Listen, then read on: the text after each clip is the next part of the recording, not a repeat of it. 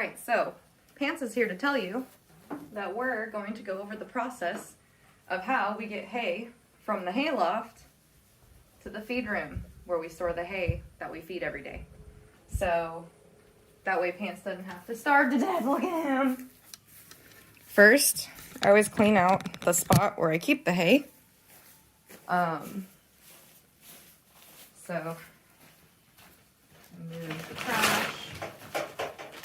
I kind of just spruce up the feed room real quick. Clean out the hay from the pallet. I do that to keep mice and like critters from being enthralled with it. I don't want them encouraged to burrow and nest under there. So I clean out the hay. If I'm feeling real antsy about it, which today I am, I lift the pallet up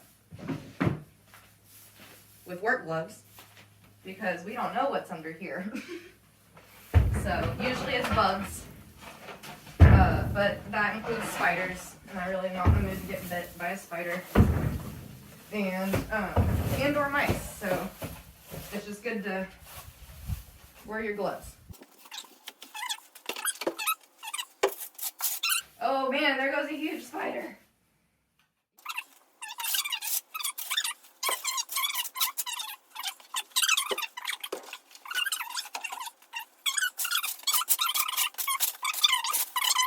Pants.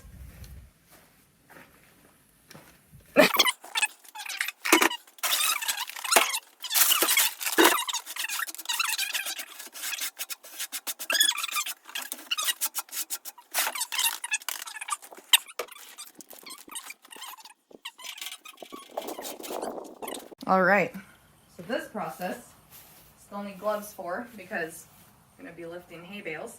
I don't wanna cut my hands, but I have to go all the way up there, drag over some hay, winch it down with this, and then drag the bale all the way back to the feed room, which is all the way over there. We were just over there. See the open door?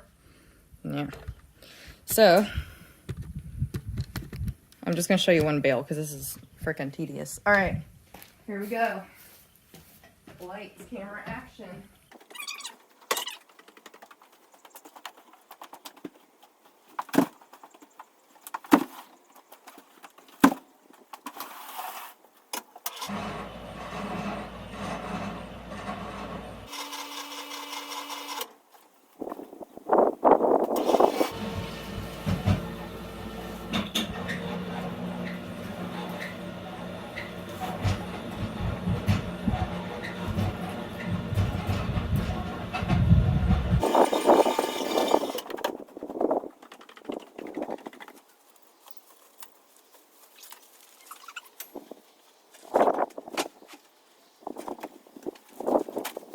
And that's how that's done. And I'm going to repeat that 3 more times.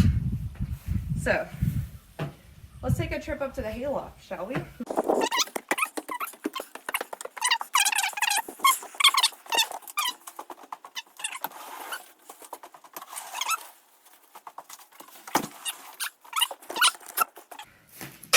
Wow, so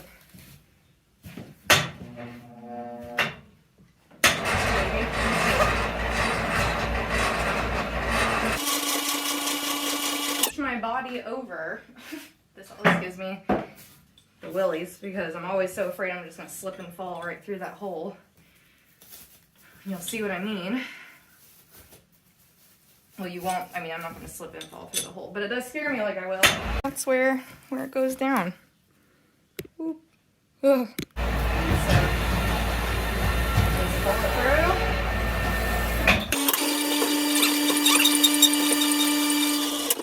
Now, a nice, neat hay and feed room with shavings. Multi-purpose space. Put the trash can back so we get a full effect here.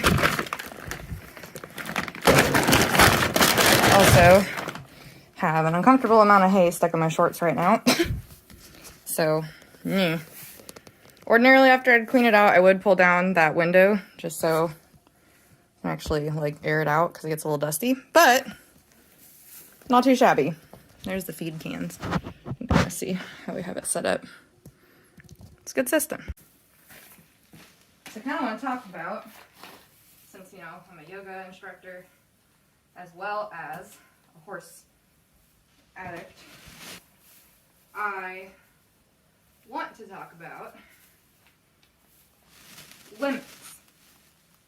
And by that I mean specifically our personal limits. Now I'm going to talk about physical limits. I don't really have anywhere to sit. Okay, I'll try right here. Let's see. I don't really have any. It's more about personal limits is what I'm trying to say. As you just saw, I did an absurd amount of work just to move 4 hay bales. And I used to beat myself up all the time. I worked at a barn where I took care of, give or take, 20 horses on any given day, 5 days a week. I had to move hay and grain bags. I mean, these are 50-pound bags. These are 50 to 70-pound hay bales. I had to feed 20 plus or minus horses any given day, clean 20 plus or minus stalls any given day. And I did my yoga morning and evening. I did stretching, warming up, a little meditation, just so I could function at my job. That, I mean, I wouldn't be just moving 4 bales. I'd be moving 10, 15 bales at a time, moving 10 or 15 bags of feed at a time. And I was like, I want to get in shape. I want to start working out. And I realized by the end of my day, I didn't have any juice in me to do a workout. And I definitely didn't have any juice in me in the morning to work out because I was exhausted from the day before, and just waking up and trying to get to my job to feed 20 horses was enough work in of itself. And then to go and take care of them, it was too much. And I used to beat myself up for them. Like, man, I'm just weak. I'm just not doing it right. Or there's something, you know, there's something wrong with me one way or another. And the reality is we all have limits. We all have a physical limit, what our body can do on any given day with any given number of variables that could be affecting it. And that's why I don't work out also, because I do stuff like this every other day. And I'm only taking care of 2 horses now. Technically a horse and a half. I got a horse and a pony that I'm taking care of. And, you know, I only have to move 4 bales, and this will probably last me about a week, and then I'll move 4 more bales. And so it's, it makes sense why I really can only have it in me to do my yoga in the evenings, do my stretches in the morning, and the work all day, and then, yeah. So I don't beat myself up anymore about it. I just accept that, you know, I do what I can. If I have more energy, I'll do a more strenuous yoga routine or sequence for my evening or my morning sequence. You know, if I have more vitality in my muscles, if I have more strength in my muscles on any given day, I'll do that. If I'm hurting or I'm exhausted, then I'll just do some therapeutic stuff or some restorative stuff. And that's what yoga is for, is to give you that awareness so you can actually work with your body instead of against it. We'll get way much more out of our body machine if we work with ourselves and with our limits, you know, rather than trying to eliminate those limits. We won't succeed very well by trying to eliminate the limits. So it makes more sense and is more sustainable and yields better results if you work with them. And you can get more out of each day if you think about it, because let's say today is a day that I feel stronger, but tomorrow is a day that I feel less strong. You know, I'm not losing anything by working with my body tomorrow. I would potentially lose something like my functionality. For example, if I injure myself, if I were to try to do what I did today tomorrow with more limitations.